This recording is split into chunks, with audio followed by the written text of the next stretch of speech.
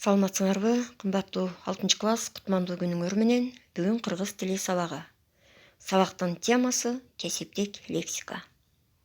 Сабактын максаты окуучулар кесиптик лексика тууралуу маалымат алышат, кесиптик сөздөрдү талкуулайт, аларды катыштырып текст түзүшөт, келечекте бир кесиптин ээси болууга шыктанышат жана ар бир кесип ардактуу экенин билишет.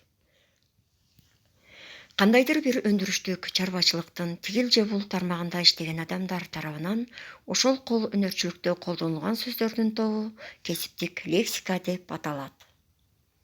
Бул сөздөр күнүмдүк турмушта анча кеңири колдонулбайт. Кесиптик лексика адабий тилдин лексикасына кирет. Кесиптик лексикага мисал келтирсек, килемчилик кесипти аркалагандар көк килем, ай көчөт килем, түк килем деген сөздөрдү колдонушат. Ал эми балыкчылар тоор кайырмак деген сөздөрдү, өздөрүнүн кесибине байланыштуу сөздөрдү колдонушса, мергенчилер же аңчылар шыралга, тоор, тузак, айдакчы деген сөздөрдү колдонушат экен. Анан албетте бул сөздөрдү биз калгандарыбыз күнүмдүк турмушубузда кеңири колдонбойбуз. Мына ошол кесипти аркалаган адамдар колдонушат экен. Балдар, мына бул жерде сүрөт турат. Бул сүрөттөгү инструменттерди кайсыл кесипти аркалаган адамдар колдонушат. Бул жерде тырмоо, айры, күрөк, көчөттөр, сугат иштерине байланыштуу аспаптар турат. Мына ошолорду кайсыл кесиптин ээси колдонот?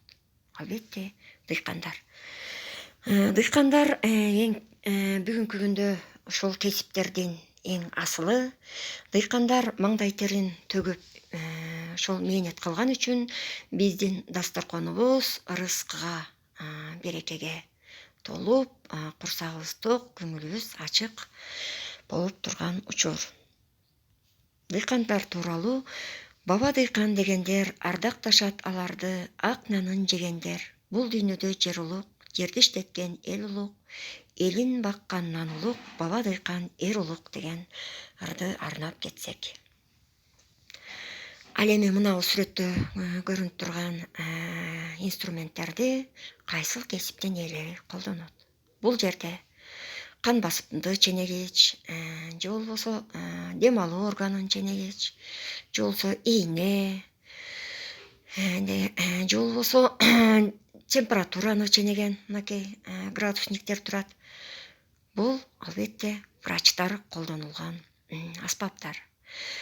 Албетте күнүмдүк турмушубузда биз ден соолугубузга байланыштуу колдонуп калабыз, бирок анча кеңири тарабайт. Аманчылык бул жашоонун башкысы, дарыгерлер баардык дарттын ачкычы, аман болсун, ден соолуктун сакчысы деген ыр саптарын биз өмүр сакчыларына арнай кетсек, бул кесиптин ээлери албетте бүгүнкү күндө биздин ден соолугубуз үчүн күрөшүп, биздин өмүрүбүздү коргоп келгенин силер жакшы билесиңер.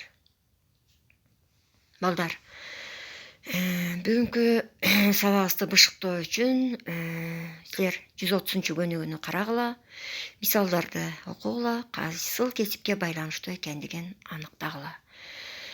Албетте бүгүн силер кесип ээлерине байланышкан сөздөр тууралуу маалымат алдыңар. Мен үй тапшырмасы катары эссе жазууга тапшырма берейин. Албетте эссеңердин темасы мен келечекте. Мына жерде көп чекиттин ордуна балким врач, же болбосо дыйкан, же болбосо шофёр болом деген сөздөрдү коесуңар. Сабакка активдүү катышкыла. Баарыңарга чын ден соолук каалайм. Саламатта болгула.